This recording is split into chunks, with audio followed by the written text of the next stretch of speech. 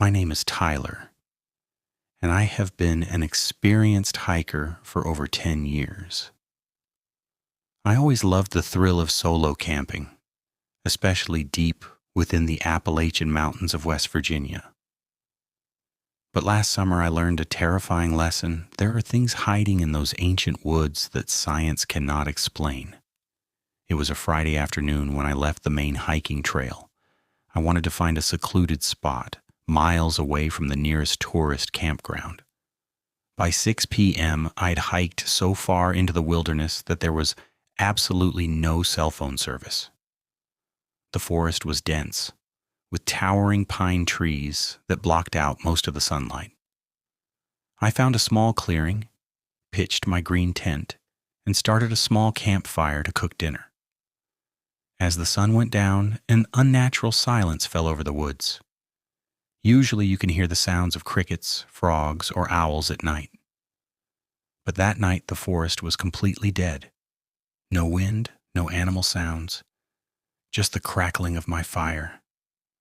By 11:30 p.m., I felt a strange sense of unease, as if someone was watching me from behind the dark trees.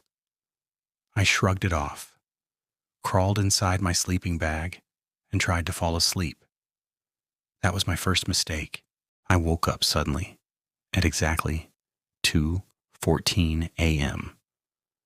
My campfire had completely died out, and the inside of my tent was freezing cold. I sat up, listening closely to the silence. Then, a sound cut through the dark that made my entire body go numb. It was a human voice calling out from deep inside the pitch-black woods, about 100 yards away. Tyler, Tyler, please help me out. I'm lost.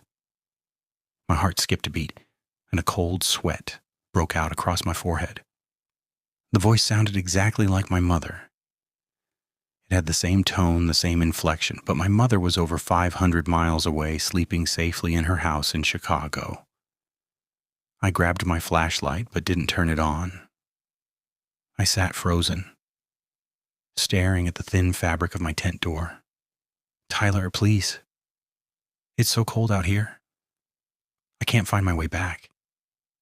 The voice was getting closer.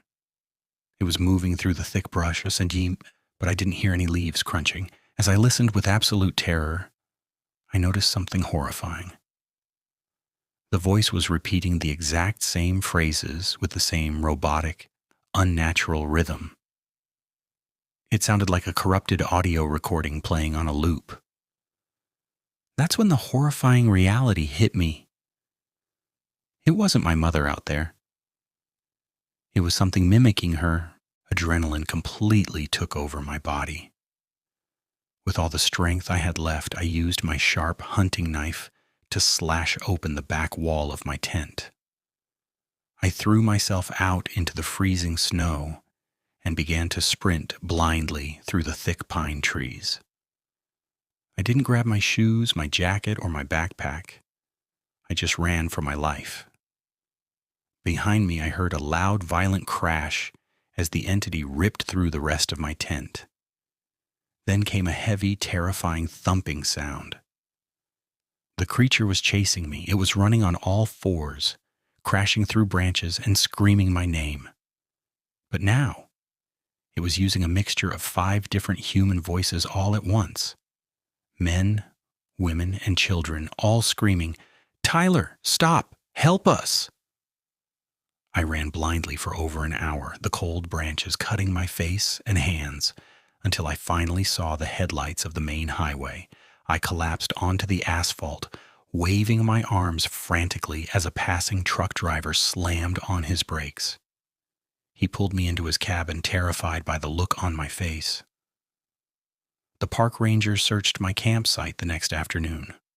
My tent was completely shredded into tiny pieces, and my gear was destroyed. But the most terrifying part? Carved deep into the bark of a nearby tree trunk, right where the creature had been standing, were the words, "I almost had you, Tyler." I never went back to the mountains, And to this day, I can never listen to my mother's voice on the phone without shivering in fear.